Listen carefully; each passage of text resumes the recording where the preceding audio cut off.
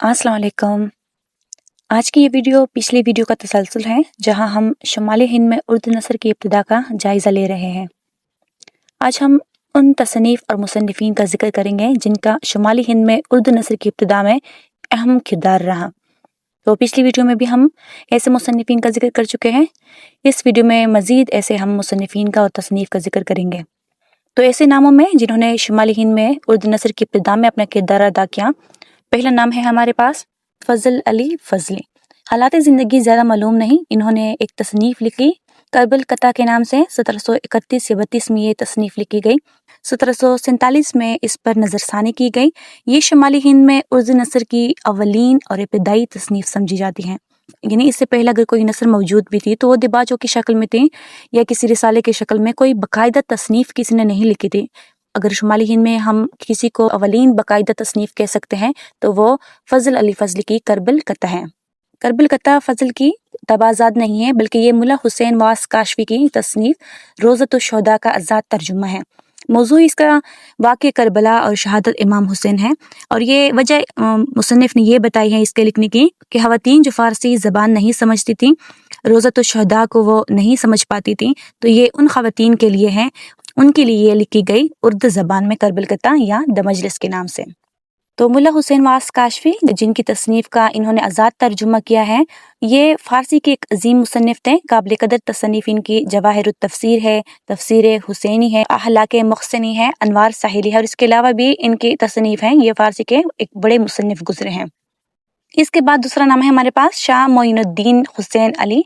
इन्होंने तसव्वुफ़ के एक रिसाले जामे जहानुमा का उर्दू में तर्जुमा किया फतहुल मोइन के नाम से। तो इनकी यही तसनीफ़ नस्र में हमारे पास मिलते हैं, और इस हवाले से इनकी भी अहमियत है कि ये अवलीन लिखने वालों में शामिल थे। इसके बाद शाह मुरादुल्लाह अंसारी, ज़िला मुरादाबाद के रहने वाले थे ये।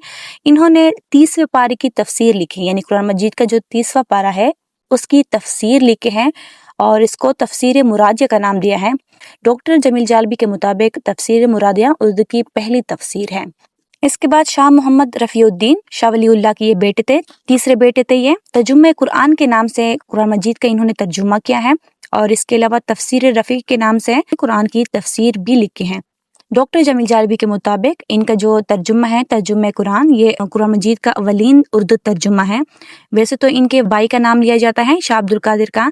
कहा जाता है कि उन्होंने जो तर्जुमा लिखा था वो उर्दू का अवलीन तर्जुमा है, लेकिन डॉक्टर जमील जालबी के मुताबिक शाह मोहम्मद रफ़ीउद्दीन ने जो तर्जुमा लिखा है ये उर्दू का अवलीन तर्जुमा है। इसके बाद है शाह अब्दुल कादिर। ये शाह मोहम्मद रफ़ीउद्दीन के भाई थे, शाह वलीउल्लाह के छोटे बेटे थे।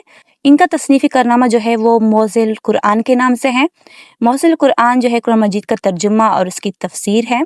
तो ये तो थी मजहबी तसनीफ़ जो उस दौर में लिखी गई। इसके बाद उस दौर में तारीख़ी व अफ़सानी तसनीफ़ भी लिखी गई थी।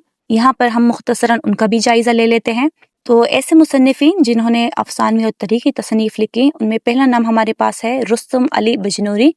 इनके बारे में ज़्यादा तो नहीं मालूम, ज़ाती तौर पर इनकी ज़्यादा मालूमात तो नहीं मिलती, लेकिन फ़ौजी छावनी में ये एक अंग्रेज़ ऑफिसर जॉन हास फोर्ड को उर्दू पढ़ाते थे।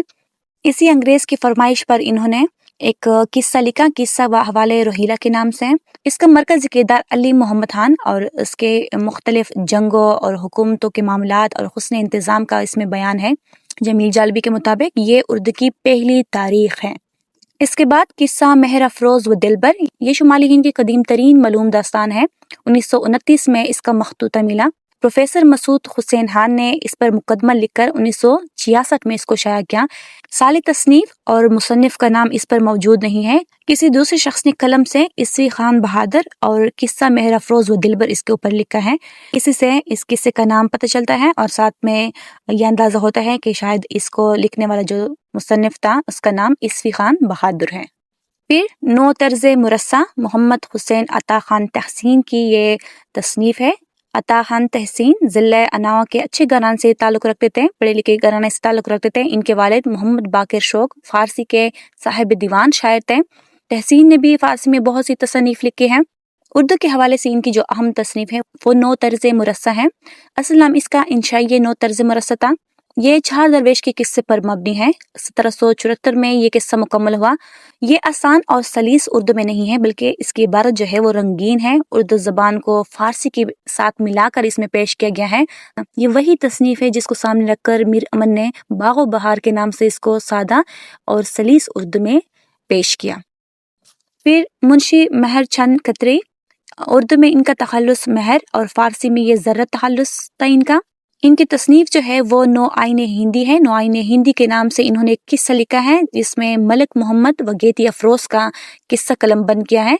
उसके बाद शाह आलम सानी, असल नाम मिर्ज़ा अब्दुल्ला उर्फ लाल मियाँ व मिर्ज़ा बलाकी, ख़ानदान जो है वो शाही ख़ानदान से वो ताल्लुक़ रखते थे। ख़ानदान में शहज़ादा अली गौहर नाम और शाह आलम सानी के नाम से ये बादशाह बने। शेर व शायरी का इनको शौक़ था, इल्म व अदब के दिलदादा थे।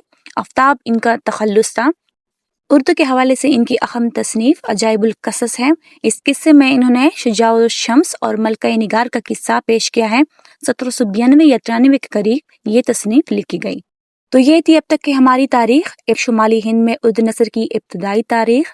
अब तक हम 18वीं सदी तक की तारीख़ का जायज़ा ले चुके हैं। बरसग़ीर में उर्दू की इब्तिदा, फिर दक्कन में बहमनी दौर, आदिल शाही दौर, फिर कुतुब शाही दौर, शुमाली हिंद में उर्दू शायरी और फिर शुमाली हिंद में उर्दू नसर की इब्तिदा।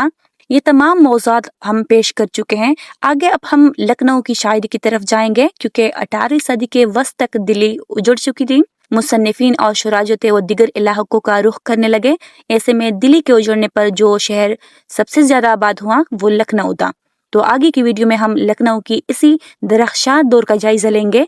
तो इस सफ़र के साथ जुड़े रहिए। तब तक के लिए अल्लाह हाफ़िज़।